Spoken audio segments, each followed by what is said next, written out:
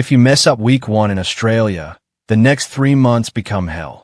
I'm talking sleeping in hostels at $60 a night because you missed the rental inspection window. I'm talking rejected bank accounts because you applied before getting your tax file number. I'm talking $8,000 gone in 45 days because you did things in the wrong order. Most migrants fail the first 90 days not because Australia is hard, but because they treat arrival like a checklist when it's actually a sequence. One wrong step and you're paying double for everything. This video walks through the exact timeline, week by week, task by task, that separates migrants who survive from migrants who bail early. No theory, just the order that works. But wait. Before we begin, please subscribe to ensure that you never miss out on any of my essential stuff. Comment "I subscribe" below, and I will personally welcome you to our community. With that said, let's get started. Let's go. Chapter 1. Week 0. Before you land. Week 0 is everything you do before the plane lands. And this is where most people lose $2,000 in the first month. Here's what you need sorted before arrival. Task 1. Temporary accommodation booked for 14 to 21 days minimum. Do not arrive without somewhere to sleep for at least 2 weeks. Hostels in Sydney or Melbourne cost $50 to $70 per night. Airbnbs start at $80. Budget hotels, $100 plus. Why 2 weeks minimum? Because finding a rental in Australia takes 10 to 14 days even if you're fast. Viewings happen on Saturdays. Applications close Monday. Results come Wednesday. If you miss one cycle, you're waiting another week. I've seen migrants book 5 nights thinking they'll figure it out. They end up spending $90 a night for 6 weeks because they're scrambling. Task 2. Proof of funds. Liquid and accessible. You need $8,000 to $10,000 AUD minimum in an account you can access immediately. Not locked in term deposits. Not in your home currency waiting for transfer. Liquid. Why? Because Australia front-loads costs. Rental bond. 4 weeks rent upfront. That's $1,600 to $2,400 in most cities. First month rent. Another $1, $600 $2, $400 furniture and essentials if unfurnished. $800 $1, $500 phone plan. Transport card. Groceries. $400. That's $5,000 gone before you earn your first paycheck. If you want a work visa and it takes 2 weeks to land a job, add another $1,500 for living costs while you search. Total, $6,500 to $7,000 in the first 30 days. The $10,000 buffer isn't paranoia, it's math. Task 3. Documents organized and certified. You need certified copies of passport, every page, visa grant notice, birth certificate, marriage certificate, if applicable, degree and transcripts, if applying for skilled work, driver's license from home country, bank statements, last 3 months, reference letters from previous employers. Get these certified in your home country. It's cheaper. In Australia, certifying documents through a justice of the peace is free, but finding one available when you need them is a nightmare. Pharmacies in Australia post charge $30 to $50 per document. Task 4. International driver's license, if you drive. If you're from a non-English speaking country, get an international driving permit before you leave. It costs $20 to $40 and lets you drive legally in Australia for 12 months while you convert your license. Without it, you're paying $8 to $15 per day for Ubers or $180 per month for public transport in Sydney. That's $2,160 a year just to move around. Task 5. Unlock your phone. Make sure your phone is unlocked before you arrive. Australian SIM cards are cheap. $20 to $40 per month for unlimited calls and 40 GB plus data. But if your phone is locked to a carrier back home, you'll have to buy a new phone here. Budget phones start at $300. Flagships, $1,200 plus. Unlock it before you fly. Week 0 summary. Before you land, you should have 2 to 3 weeks accommodation booked. 10,000 Australian dollars accessible. All documents certified. International driver's license, if applicable. Unlocked phone. Nail week 0 and you're not starting from panic. You're starting from structure. Chapter 2, Week 1, the admin sprint. Week 1 is the most important week. You have 7 days to lock in the foundation, or spend the next 2 months fixing mistakes. Here's the sequence. Do not skip. Do not reorder. Day 1 to 2. Get your tax file number, TFN. This is task number 1. The moment you land, apply for your TFN online through the Australian Taxation Office website. It's free. Takes 10 minutes. Why first? Because without a TFN, you can't open a bank account. Most banks require it. You can't get paid legally. Employers withhold 47% tax without it. You can't apply for government services. The TFN takes 10 to 28 days to arrive by mail. Apply on day 1 so it's ready when you need it. Day 2 to 3, open a bank account. Once you've applied for your TFN, even if you don't have the number yet, open a bank account. The Big Four banks in Australia: Commonwealth Bank, CBA, Westpac and NEB, all offer migrant accounts with no monthly fees if you deposit $2,000 plus per month. You'll need passport, visa, evidence proof of Australian address, even if it's temporary. A hostel booking confirmation works. TFN application reference number. Do this in person at a branch. Online applications get delayed because of ID verification. In-branch takes 30 minutes and you walk out with a debit card. Why now? Because you need an Australian bank account to receive your salary, pay, rent, set up utilities, build local transaction history. Landlords check this. No bank account equals no rental approval. Do it by day 3. Day 3 to 4, get an Australian phone number. Go to any Woolworths, Coles, or Australia Post and buy a prepaid SIM starter pack. Optus, Telstra, and Vodafone all cost $20 to $40 for the first month. Activate it immediately. This number becomes your identity for the next 90 days. Employers call you for interviews, landlords call you for inspections, banks use it for verification, government services, send SMS codes. No Australia number equals no callbacks equals no progress. Get it on day 3. Day 4 to 5, register for Medicare, if eligible. If you're on a permanent visa or 482 or 485, 186 or 189 visa, you're eligible for Medicare, Australia's public health system. Go to a Medicare office with passport, visa, evidence proof of address. You'll get a Medicare card in 3 to 4 weeks, but they give you a temporary number immediately. Write it down. Why does this matter? Because without Medicare, a GP visit costs $80, $120, an emergency room visit costs $500, $500, prescription medications cost 5x more. If you get sick in your first month and don't have Medicare, you're burning $500 plus on something that should be free. If you're on a temporary visa without Medicare access, like a 500 student visa, buy Overseas Visitor Health Cover, OVHC, before you arrive. It costs $50 to $100 per month, but saves you from $5,000 hospital bills. Day 6 to 7, get a transport card. Every state has a rechargeable public transport card. NSW, Opal Card Victoria, Mikey Queensland, Go Card. Buy one at any train station, convenience store, or newsagent. Load $40 on it. Why? Because until you have a car or know the city, you're using trains and buses for job interviews, rental inspections, Medicare appointments, grocery runs. A single Uber trip in Sydney costs $15 to $30. An Opal card gives you unlimited daily travel for $16.80 on weekdays, $8.40 on weekends. Over a month, that's $200 saved. Week 1 summary. By day 7, you must have TFN applied for, Australian bank account open, Australian phone number active, Medicare registered, if eligible, or OVHC purchased, transport card loaded. This is the foundation. If you finish week 1 without all 5, you're already behind. Chapter 3. Week 2 to 3, the rental hunt. Weeks 2 and 3 are the rental sprint. And this is where most migrants fail, not because they can't afford rent, but because they don't understand the system. The Australian rental system is not like home. In most countries, you find a place, negotiate with a landlord, pay a deposit, and move in. In Australia, you're competing with 20 to 50 other applicants for every property. It's an application process, not a negotiation.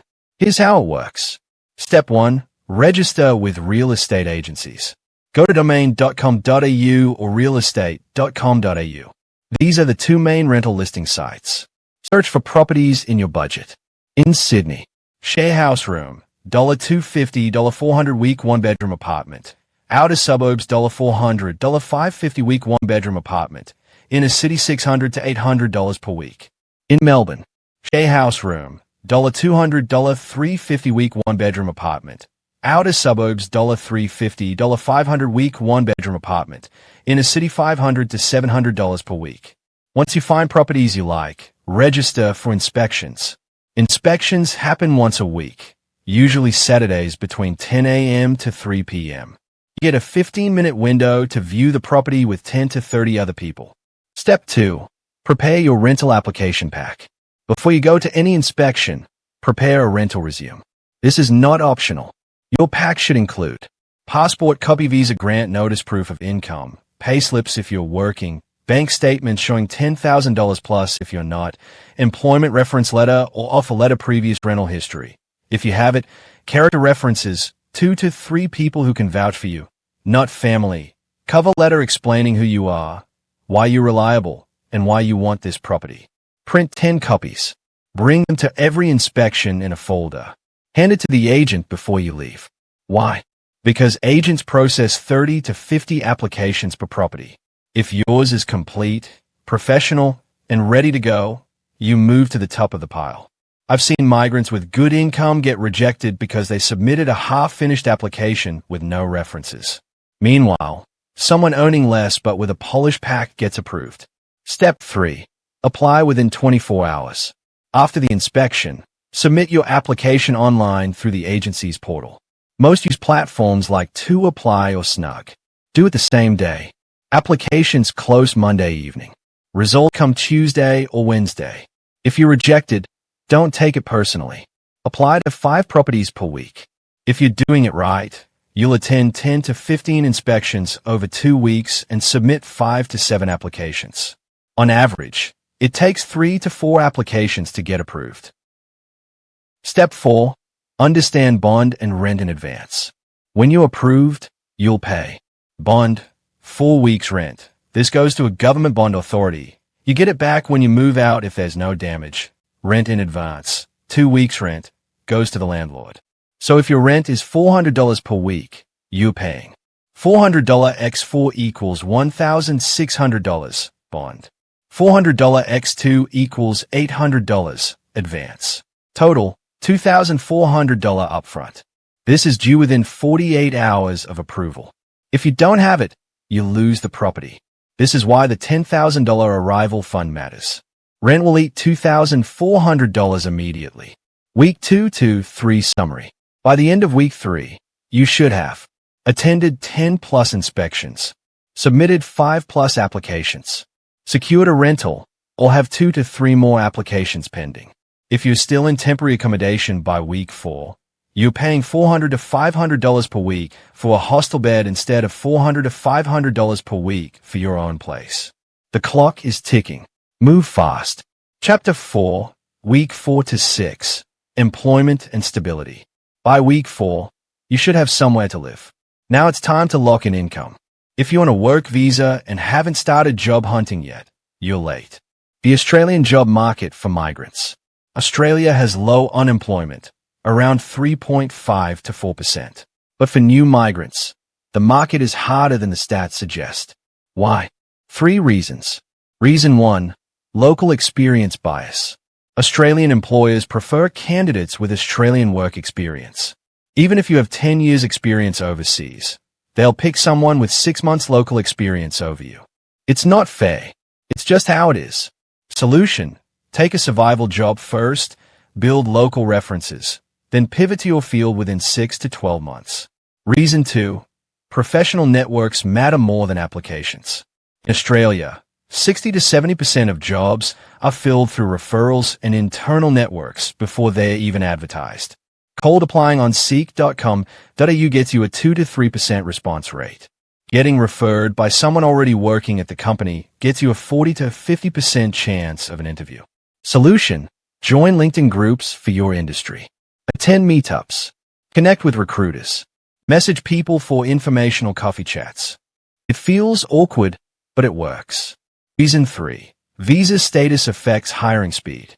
If you're on a 482 or 485 visa, Employers see you as temporary and hesitate to invest in training.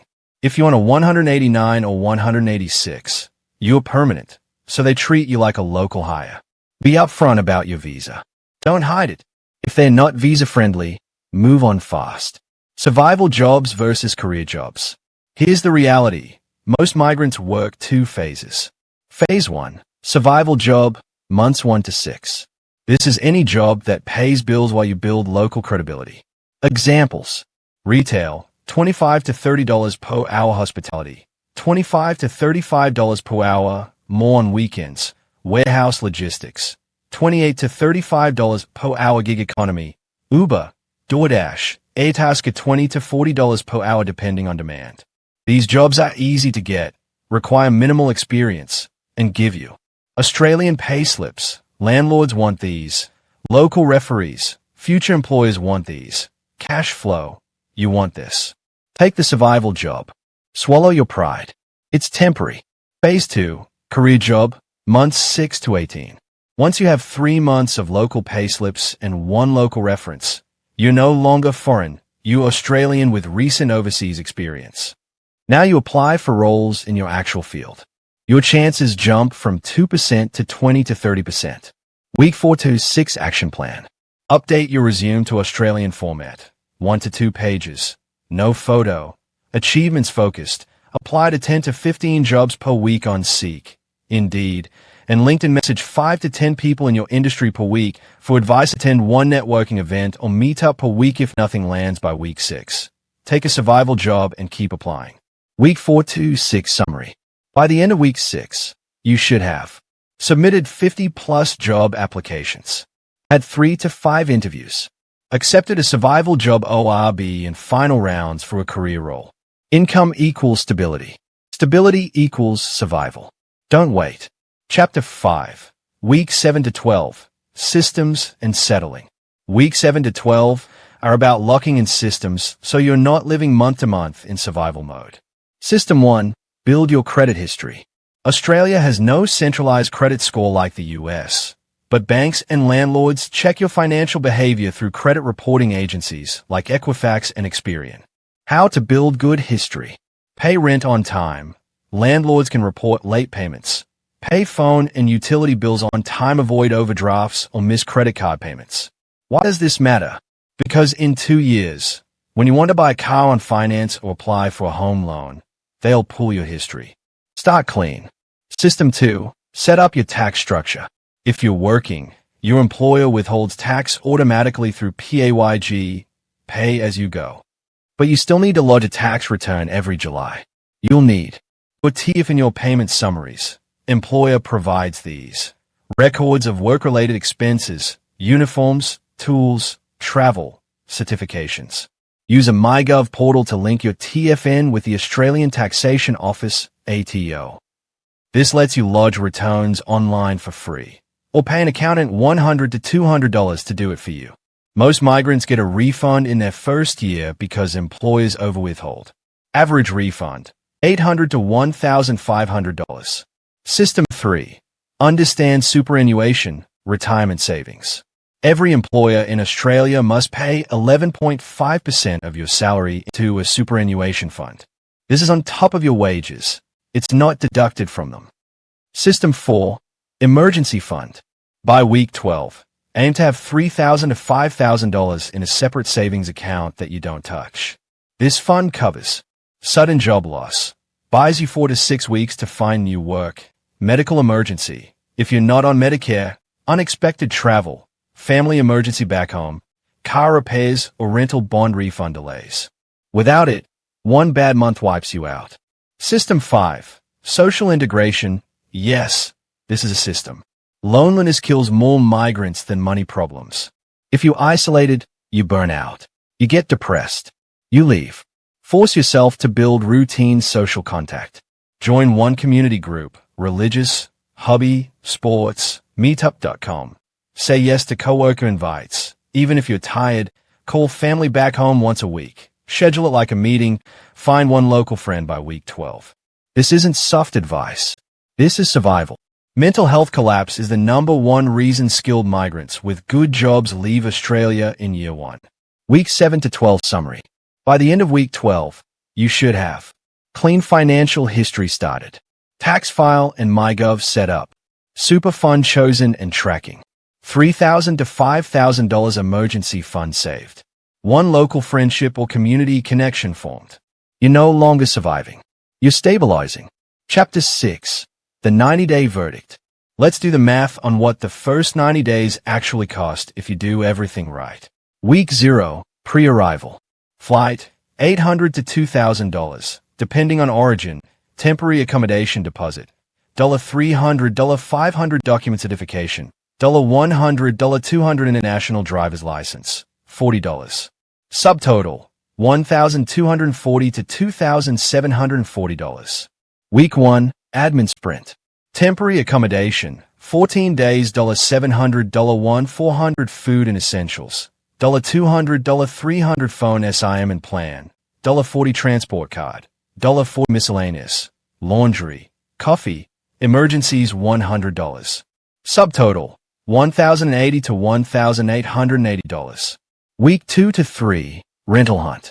Temporary accommodation, 14 days, $700, $400 food and transport, $300 rental application fees. Some agencies charge $50, $100 rental bond plus advance, $2,400, assuming $400 per week rent.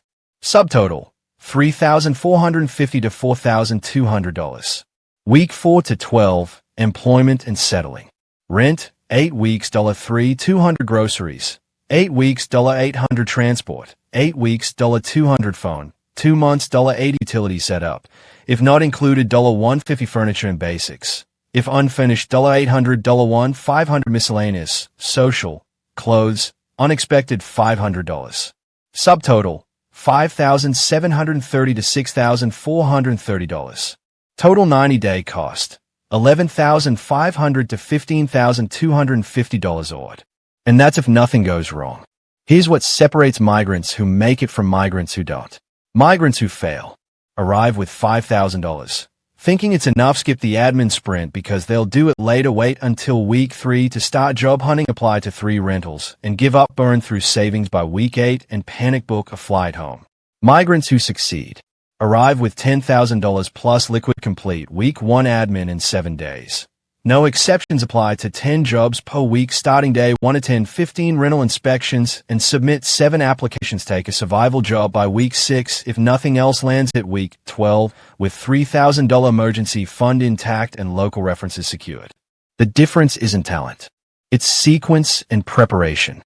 So here's the final checklist. Screenshot this, print it, save it. Week 0. Book 2 to 3 weeks temporary accommodation. Have 10,000 Australian dollars accessible. Certify all documents. Get international driver's license. Unlock your phone. Week 1. Apply for TFN, day 1. Open bank account, day 2 to 3. Get Australian SIM card, day 3. Register for Medicare or by OVHC, day 4 to 5. Get transport card, day 6. Week 2 to 3. Attend 10 plus rental inspections. Submit 5 plus applications. Secure rental approval. Pay bond plus rent in advance. Week 4 to 6. Apply to 50 plus jobs. Attend 3 to 5 interviews. Accept survival or career job offer. Week 7 to 12.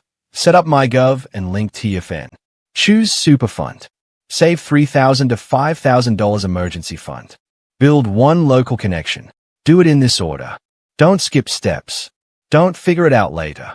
Because here's the truth. Australia doesn't reject migrants who are prepared. It rejects migrants who arrive hoping things will work out. The first 90 days are a test. Pass it, and you're here for years.